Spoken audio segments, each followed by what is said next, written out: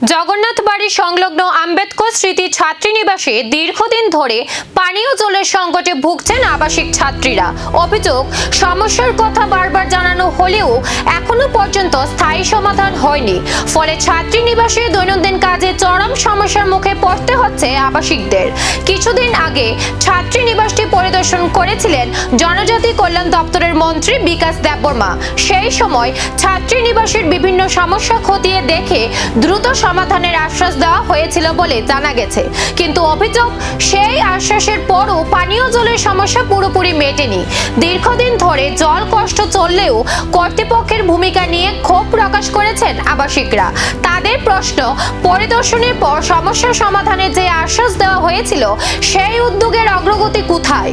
পানীয় জলের মতো মৌলিক পরিষেবা নিয়ে ছাত্রীনিবাসে এমন পরিস্থিতি কতদিন চলবে? এখন সেই প্রশ্নই উঠছে। দ্রুত সমস্যা স্থায়ী সমাধানের দাবি জানিয়েছেন আবাসিকরা। আশ্বাসের পরও কাটেনি জল কষ্ট। আম্বেদকর স্মৃতি ছাত্রীনিবাসে কবে মিলবে স্থায়ী সমাধান? এখন সেদিকেই নজর সবার।